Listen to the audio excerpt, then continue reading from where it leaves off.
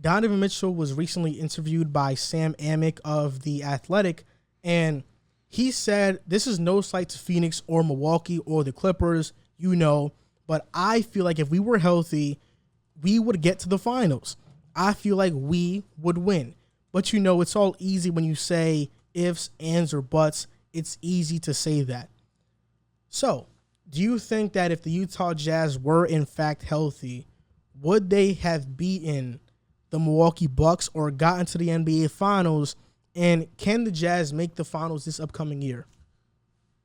You skipped the Clippers, the Suns. You went straight to Milwaukee. I agree. That's facts. I mean, to be fair, I said, would they beat Milwaukee or would they have made the finals? Okay, I hear that part. Pardon me. Excuse me.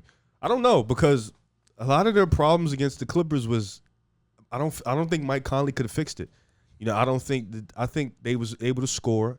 I think their shooters were open. Just a few times they were missing. I think Donovan Mitchell, even though he was on that ankle injury, he was still doing his thing balling.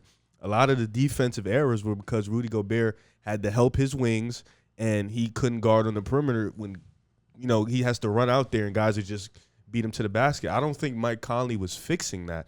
I understand if Mike Conley was there, that brings another ball handler, and I get that part offensively that'll help. But defensively, They crashed because Rudy Gobert had to help his wings, so he couldn't guard out in the perimeter. Clippers just shot him out the gym. So I think, them being healthy, I think they would have beat Phoenix. I think that was a better matchup for them because Ayton, Gobert, and then Mitchell, Booker, you could just match up with those guys and go to war with them. Milwaukee, I don't think they would beat Milwaukee because Giannis was just, that matchup, Giannis versus Gobert, I think he would have dominated Gobert because Giannis is just that dominant. Agreed. But against the Clippers, that was just a bad small ball it has been a thing that's hurt Utah. And I think that matchup specifically was just a bad matchup, whether they were hurt or not. Both teams had their array of injuries. Kawhi didn't play, Mike Conley didn't play. It's just Serge Ibaka didn't play, so it was just a lot of injuries. Even though Serge was out for this barely the season, still that's another guy who they could have used. It was just a lot of injuries. So I think that series, bro, you were up 2-0, then it was 2-2. You went back home, you lost that game. Then you were up 25, going 26. Pardon me, in the Clippers, you let Terrence Mann do it to you. Not because Mike Conley played that game, but not because it was because defensively you had no answer. Of course. And Rudy Gobert was stuck in no man's land because he had to help his wings and he had to go guard. So I don't know about that Clippers matchup. I do think Phoenix would have they would have beat Phoenix. This year coming in though, they got a good team. Rudy Gay, the continuity. Hassan Whiteside, he's kind of like Gobert, but continuity is there. Eric Pascal. I think they can make a run. Jared Butler. I think they can match up with LA, both LAs. I think they can match up with Golden State. They still can't match up with the Bucks, and they can't match up with the Nets. And Jared Butler just won a championship. That's great. It's awesome. It's incredible. My big thing is, at this point in time, what has the Utah Jazz done in the playoffs to allow us to trust them? Truthfully, not much. My big thing is you were up 26 with the Clippers not having their obvious best player, and you blew the game. Now, as much as I want to blame the players, I blame mostly Quinn Snyder.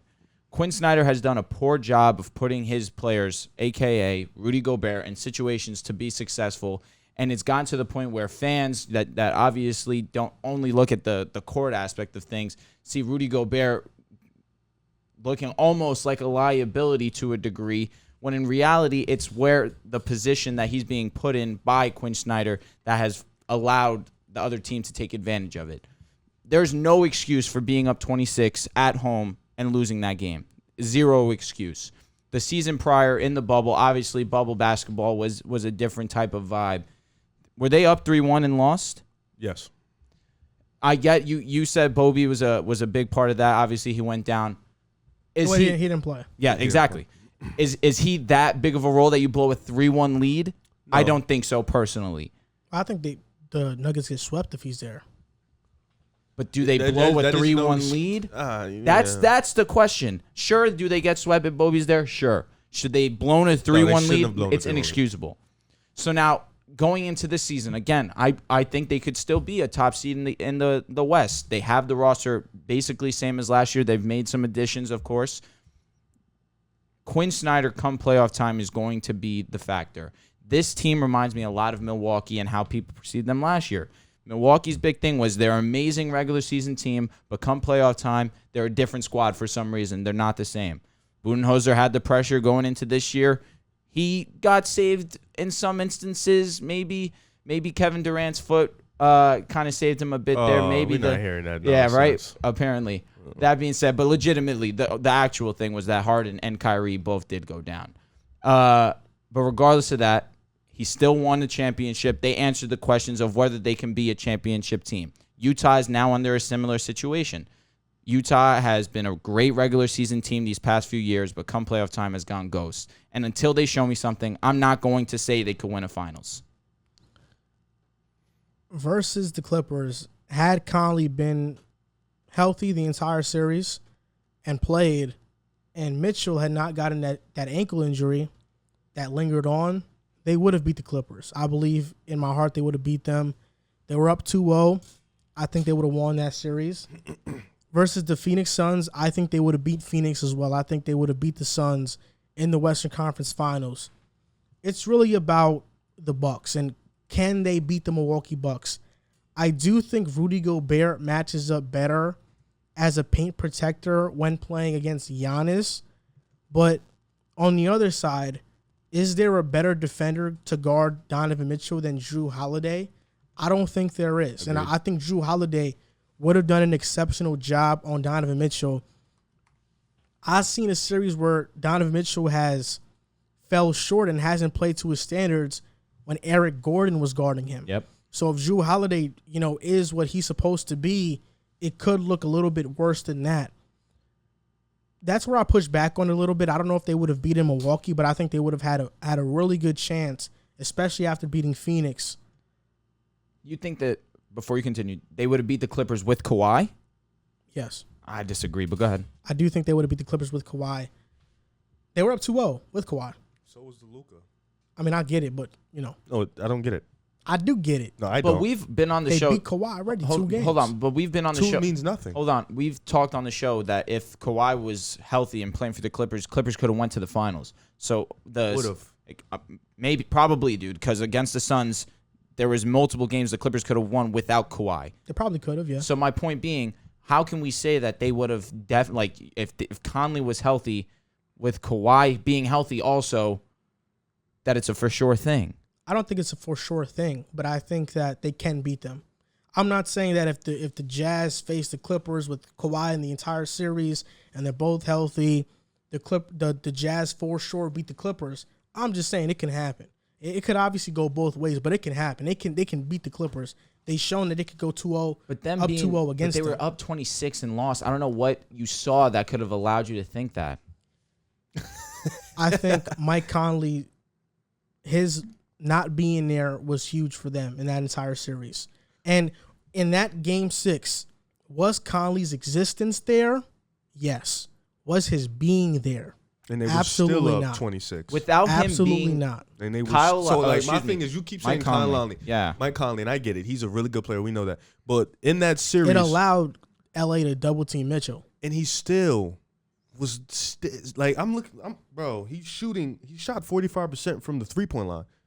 Mitchell. Yes. So you're telling me if Mitchell And no double teaming would have done better? He would have done better than that. but like That's scary. But they double teamed because How much better can you really do than 45% from If three? you're not getting double teamed, that's getting double teamed. I don't know, man. 45% is unbelievable. And he was playing on an ankle injury. He said it himself that when he was on that injury, it forced him to play lower to the ground and to become a better shooter. He said it in the article. Now that he has his bounce back and he can do that and be super athletic, he's going to go to a different level. I mean, he could average 40 in that series, if we're being honest. MVP? What do you think? He plays in Utah, bro. He's not going MVP. Okay. It's just that's not going to happen. I don't know, because even when they went back to LA and they finally said, all right, Kawhi, you're going to guard him for the majority of the game. When Kawhi was on him, he didn't start turning it up until Kawhi sat down and Reggie Jackson or one of those guys jumped back on him. So the double teaming thing, I get it. But when Kawhi was on the court and guarding him, there wasn't really much double teaming because Kawhi is Kawhi. And even then, they were getting blown out. So it's like the 2-0 part, I get it. You know, they were up 2-1, so 2-0, so it's like you can say that. But Mike Conley, my thing with Mike Conley is defensively, what was he going to change? Mike Conley's a good defender. No, but what was he going to change to force them? Because their problem wasn't perimeter.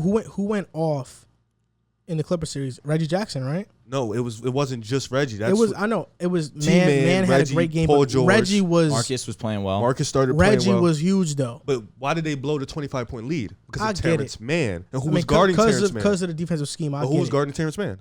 Rudy Gobert. I mean, it wasn't Rudy. It was a zone defense. But That's my point. Mike Conley can't change his own defense.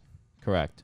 if the scheme is a bit different, But what's the scheme going to be with Mike Conley being there? it could be different. Mike Conley's But such a great Because leader. all Reggie did was just call for a screen and hunt for Rudy The Gobert. communication would have been much better on rotations with Mike Conley, being that active voice. But I'm saying Reggie Jackson went off in that series. If Mike Conley's there to guard him that entire series, he doesn't go off like that. I mean, he went off, but he was hunting for Rudy. Like, he went off on Rudy Gobert. Like, he's Off the looking switches, for Rudy. you don't think Conley fights those switches or hedges? How many of them he going to really fight? Conley's tough, man. He's tough as nails. Yeah. I mean, did you forget he played for the grit and grind era? The grit and grind team, understand, the toughest team of this decade? I get it. No, I get it. But you saying that, and Rudy Gobert off every switch was dropping back, and the shooter was open. It was job coverage. Yeah, either Batum or Morris. So what Mike Conley, what he's going to switch? That's really what I'm saying. Was a bad situation I think Conley, as a whole, dude. Just being in the game and feeling what's going on out there, he goes to Quinn Snyder and says, yo, look, we got to switch it up. And he's that vocal presence. I do think Mike Conley's leadership was missed. Talking about this year, they got Rudy Gay. Very good signing. I'm happy about that. No pun intended. Hassan Whiteside. Hassan Whiteside. You said he's like Rudy Gobert in a negative way. I don't know why you said it in a negative way. I get what he means. The spacing, But that whole aspect. you literally said he's like Rudy Gobert. No, because what I mean, like they got what they really did need. I know, but you made it sound like that was awful. That wasn't awful. I mean, they had It's a solid move. They had Derek Favors before this, and Derek Favors was hot garbage last year. And Eric Pascal, even though He might not play. he might not play, but you know what I like about the signing? That's Mitchell's best friend. Mitchell now has, that's my dog. Now It was a trade. Now on when they're like on the plane rides and stuff like that. Pascal, you're saying? Now with Pascal and Donovan Mitchell, they're on the plane rides, they're playing chess together, they're talking, they're communicating. They have a bond. If Donovan Mitchell gets too low, that's his boy from his younger days. He's gonna lift him back up. That's But how does this translate to basketball? Yeah, I'm so confused. I think keeping the locker room together and keeping the star players' mentality in check is great for a team. For example, like the LA Lakers, the 2000s teams, Kobe, Shaq, and Rick Fox, and Glenn Rice, they were great players, right? But the Lakers didn't start winning and actually go on a roll until Derek Fisher came back and was that glue and voice. And we saw that throughout that time, and later on from 2009 to like 2010, he was the same type. He had the same type of role with Kobe. I'm not saying Eric Pascal is that, but Derek Fisher had that close relationship with Kobe that he can talk to him. They broke up. Kobe and Shaq. So all that glue stuff, I'm still confused about. But they played their best with D-Fish. But they went to the WCF before D-Fish. You do know that, But right? they wasn't going to make the finals. I'm without just letting you know, though. They did. Yeah, They were, you know what I'm saying? Or- Everybody, making the finals? everybody They just talked. needed Yeah, D-Fish was huge, bro. Come No, on. they just needed Kobe to be Kobe. That's Yeah, really bruh. what it No, was, but bro. who kept Kobe in check? It was D-Fish, bro. Okay, that's fair It was point. D-Fish. So now Pascal with Donovan Mitchell. Okay, now I have my best friend. He's somebody that can keep me in check. That if I'm doing something wrong, he's going to say something. He's going to speak up. So that's This huge. is what's different, though. But that's huge for the locker I get room. it, but this is what's different. Donovan Mitchell isn't the best player in the league. Shaq was the best player in the league. Correct. He's the not- best player on the team, though. Yeah, that means a lot. But Derek Fisher did that, and I understand, but it was Kobe and Shaq. And not only that, but then they just brought in Jared Butler, who has championship experience. Not at the NBA level, but at the college level, this guy is mentally So strong. you think they're going to the finals this year? I think there's a possibility, man. You know, Are they going to the You finals? did all It's a that to give me a possibility. possibility. It's a answer. Because because you look, said the Warriors are you going talk- look, to beat I the stamped Lakers. that. Look, which, the Clippers with whatever. Kawhi out for like the most of the year. Yeah, they're done. I don't think they're a finals team. If they are, I will be shocked. The Lakers or the Warriors, can they beat Golden State? You know, I Clay. made my pick. You know my pick already. Clay hasn't been healthy. You know, you never know. I'm just saying I would pick Golden State, but if Utah beats them, I wouldn't be surprised. It's really the Lakers. They don't have to guard Russ. Like that. That's why. You That's put Gobert on him. That's so funny, man. you could Russ, you can literally literally put do Go- that. revenge No, you tour. can literally put like Gobert on him. honestly, versus the Clippers. Wait, whoa. You can put Gobert on Yes. Russ, but then Ben, who can't shoot at all when he's guarded by Gobert, gives him 40. For a playoff series, bro, I'm gonna put Gobert on Russ. All And right. I'm gonna tell him And drop. that's going to be a terrible Well, if decision. he beats me shooting, then I shouldn't have won.